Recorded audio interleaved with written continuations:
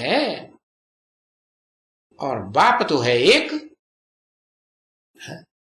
राम बाप को कहा जाता है ना, तो वो सुप्रीम सोल बाप है, वो जिसके नाम पर राम राज्य गाया हुआ है, उस राम के तन में प्रवेश करता है कलयुग के अंत में, और प्रवेश करके क्या करता है, वाइसलेस दुनिया की स्थापना करता है। तो ये देखो बिल्कुल वाइसलेस दुनिया बनती है भाई, सतयुग से लेकर के शुरू हुई। और कोई पूछे ये विशेष दुनिया कब शुरू हुई, क्योंकि दुनिया में तो किसी को पता नहीं है ना कि तिथि तारीख क्या है, कब से शुरू हुई। क्यों तिथि तारीख का पता नहीं है?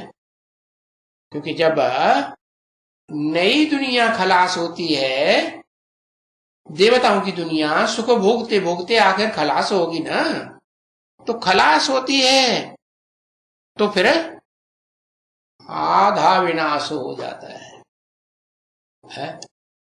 प्रकृति जो है विकराल रूप धारण कर लेती है, तो उस विनाश के टाइम पर कोई को कुछ याद रहेगा क्या है? तो देखो वो देव आत्मा ही भी बिल्कुल तुच्छ बुद्धि बन जाती है।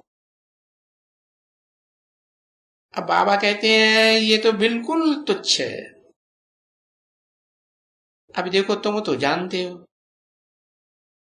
है? क्योंकि तुम यहां कितनी नॉलेज लेते हो,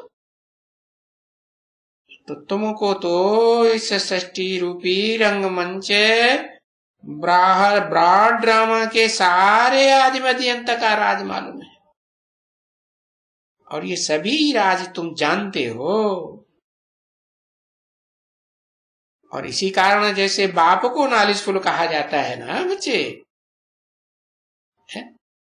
नॉलेजफुल क्यों कहा जाता है बाप को है?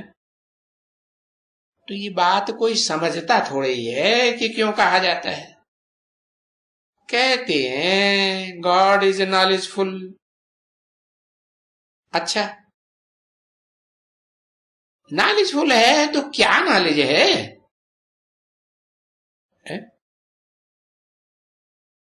अरे उनको तो कुछ भी बुद्धि में नहीं है कि क्या नॉलेज है। तुमको तो नॉलेज है ना, वो नॉलेज तुमको मिल रही है। क्या नॉलेज? सृष्टि के आदि मध्य अंत की नॉलेज मिल रही है। कौन इस सृष्टि का रचयिता है? तुम्हें पता है? समझे ना? जो मनुष्यों को समझ में ही नहीं आता है कि सृष्टि का आदि मध्य अंत क्या है, इसका रचयिता कौन है, और अव्वल नंबर रचना कौन है, तो जरूर कोई द्वारा तो देगा ना है। किसके द्वारा देगा? नॉलेज देगा सृष्टि के आदि मध्य अंत की, तो किसके द्वारा देगा है? जरूर वो आत्माओं का जो बाप है, उन आत्मा रूपी बच्चों में जो बड़ा बच्चा होगा उसके द्वारा ही देगा ना है? तो उसका रथ तो चाहिए ना। क्यों? क्योंकि बाप तो आत्माओं का बाप है ना, आत्मा है निराकार, तो बाप भी निराकार। तो निराकार कैसे ज्ञान देगा है? हाँ, वो जन्म मरण के चक्र में ही नहीं आता, इसलिए उसके अंदर उस आत्मा में सृष्टि का आदि मध्यंत का सारा ज्ञान है।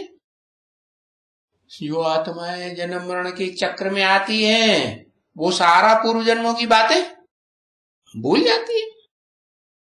तो देखो ऐसा रथ चाहिए जो इस सृष्टि रूपी चक्र में ऑलराउंड पार्टधारी हो। कि थोड़ा बहुत पार्टधारी हो तो उससे चलेगा नहीं।